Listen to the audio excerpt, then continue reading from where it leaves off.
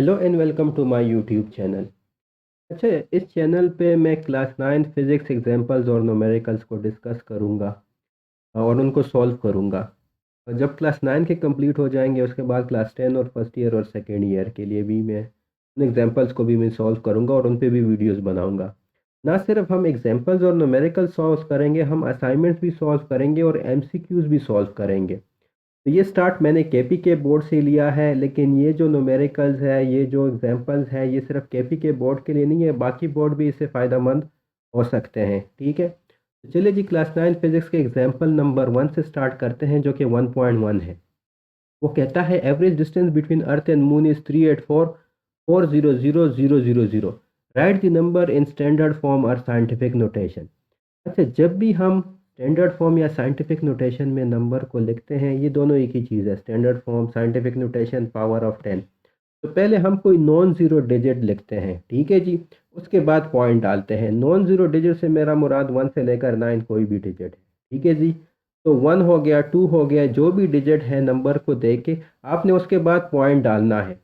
Point के बाद आपने क्या करना है कि नंबर गिनने हैं कि राइट साइड पे कितने नंबर्स हैं। अभी आपको एवरेज डिस्टेंस गिवन है, तो इसको अगर मैं साइंटिफिक नोटेशन में लिखूंगा, so I am going to simply write 3.84। देखें, पहले नॉन ज़ीरो डिजिट आ गया, उसके बाद मैंने पॉइंट डाल लिया और उसको रेस टू पावर 10 लिखूंगा।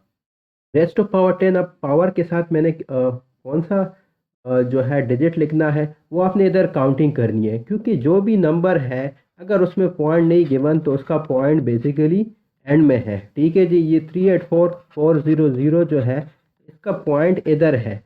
तो अब मैंने पॉइंट इधर लगा दिया, तो ये देखिए बीच में आपका कितने नंबर्स आ गए, 1 2 3 4 5 6 7 8। इधर मैंने 8 लिख दिया। ठीक है जी। अगर आपको इस एग्जांपल की समझ आ गई तो कमेंट में ज़रूर बता दीजिएगा।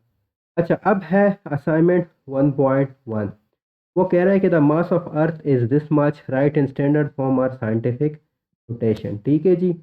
मैं ज़रा चेक कर लूँ कि रिकॉर्डिंग ऑन है कि नहीं जी। ऑन है, ठीक है। अच्छा, अब अगेन वही साइंटिफिक नोटेशन में मैंने क्या कहा था कैसे करना है, कि पहले आपने पॉइंट लगाना है।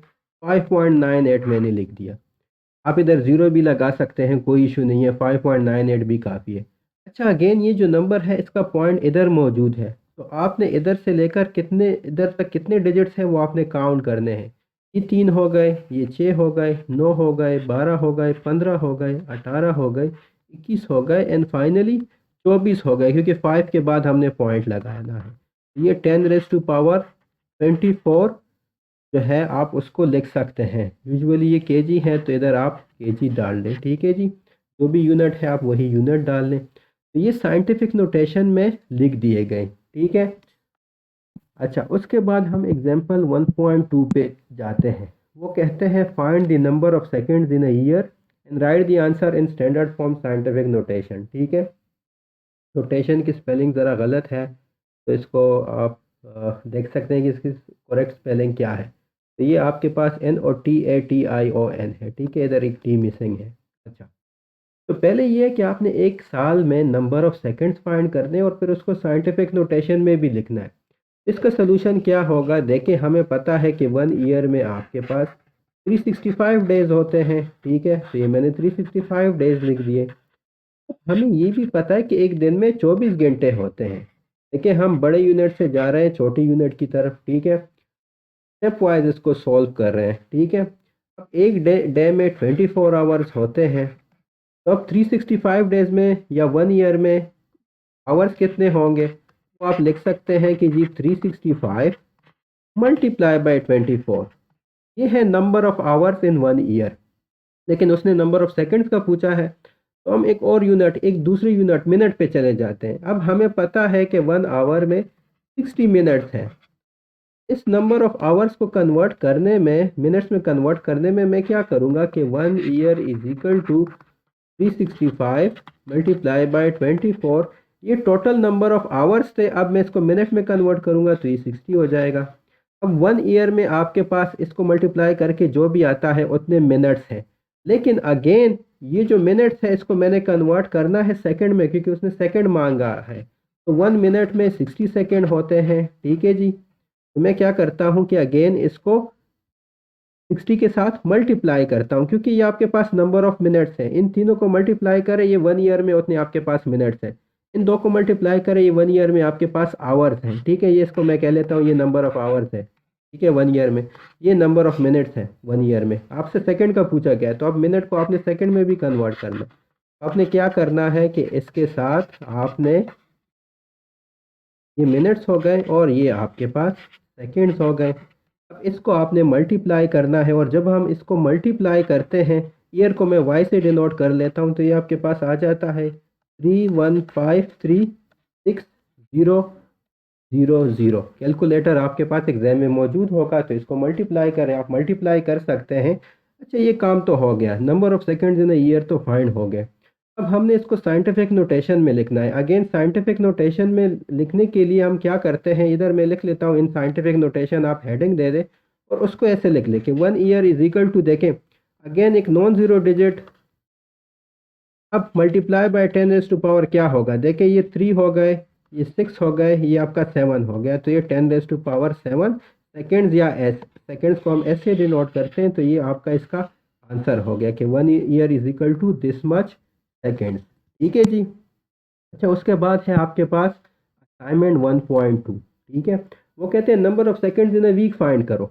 अब देखें 1 वीक में आपके पास 7 डेज होते हैं। ठीक है, वो आप लिख लें कि 1 वीक में 7 डेज होते हैं। अब 1 वीक में आवर कितने होंगे, तो हमें पता है कि एक डे में 24 आवर्स होते हैं। ठीक है जी, ये हमें पता है। तो 1 वीक में देखिए, अगेन हम स्टेप वाइज चलते हैं। 7 डेज है तो 7 मल्टीप्लाई बाय 24, क्योंकि एक दिन में 24 आवर होते हैं। ये आपके पास नंबर ऑफ आवर्स हो गए। ठीक है जी। अब अगेन आपने क्या करना है कि मिनट्स में कन्वर्ट कर लें। 7 मल्टीप्लाई बाय 24, अगेन 1 आवर कितने कितने मिनट्स के बराबर होता है, 60 मिनट्स के बराबर होता है, तो आप 60 से मल्टीप्लाई कर लो। ठीक है, ये आपके टोटल मिनट्स आ गए। ये जो है ना, इन तीनों को अगर आप मल्टीप्लाई करेंगे, जो भी आंसर आता है वो आपके टोटल मिनट्स है एक वीक में। लेकिन हमसे क्या मांगा गया है, हमसे सेकंड्स मांगा गया है, तो अगेन एक मिनट में आपके पास 60 सेकंड होते हैं। तो आपने इसको मल्टीप्लाई करना है, 7 मल्टीप्लाई बाय 24 मल्टीप्लाई बाय 60, ये मिनट्स हो गए थे। अब 60 के साथ दोबारा मल्टीप्लाई करें, तो ये आपके पास आ जाएगी जी सेकेंड्स। ठीक है, इसको मल्टीप्लाई करते हैं, कैलकुलेटर यूज़ कर लें, मल्टीप्लाई करें, तो इसका आंसर आपके पास आता है 604800 सेकेंड्स। ठीक है जी, ये 1 वीक में सेकेंड हो गए।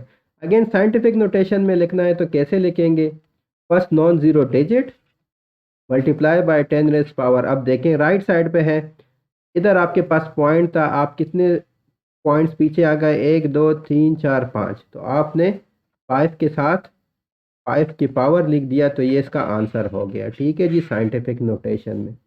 उम्मीद है आपको समझ आ रही है, अगर नहीं आ रही आप क्वेश्चन कमेंट्स में पूछ सकते हैं। ठीक है, उसके बाद है जी एग्जाम्पल 1.3। वो कहता है the smallest molecule is the diatomic hydrogen with a bond length of this much, right the answer in standard form. अच्छा, अब देखें किस्सा उलट है। अब इधर आपके पास देखें पॉजिटिव पावर्स थे। ठीक है, अब जब इधर आपके पास नेगेटिव पावर्स होंगे। ठीक है जी, अब आपने अगेन साइंटिफिक नोटेशन में लिखना है, तो आपने वही काम करना है, पहले नॉन ज़ीरो डिजिट और फिर आपने 10 रेज़ टू पावर। लेकिन अब देखें ना, अब आप इधर से काउंटिंग कर ले, आपने देखें राइट साइड पे आप आ गए हैं। ठीक है, तो अब जब आप राइट साइड पे आ गए हैं लेफ़्ट साइड से, तो आपने देखना है कि ये कितने डिजिट्स हो गए, ये 3 हो गए, ये 6 हो गए, ये 9 हो गए, ये 11 हो गए। अब मैं इधर -11 लिखूंगा। उसकी क्या वजह है, माइनस का मतलब ये होता है कि वे छोटा नंबर है। ठीक है जी, ये जब पावर ऑफ -11 होता है, तो -11 का मतलब है कि लेफ्ट साइड पे इतने नंबर्स मौजूद है, प्लस का मतलब है कि राइट साइड पे इतने नंबर्स मौजूद है, कि वो नंबर ग्रेटर है। तो ये जो है इसका राइट आंसर आपके पास साइंटिफिक नोटेशन में ये वाला हो गया। ठीक है जी।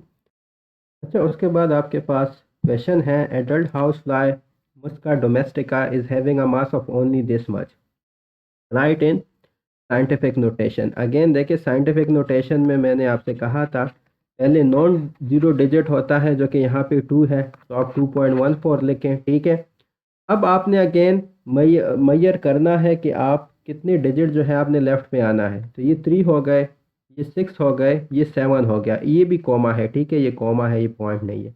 तो 3 6 7, ठीक है जी। तो आपने इसको लिखना है मल्टीप्लाई बाय 10⁻⁻7, और जो भी उसका यूनिट है, केजी यूनिट गिवन है, तो ये आपने केजी में लिख दिया।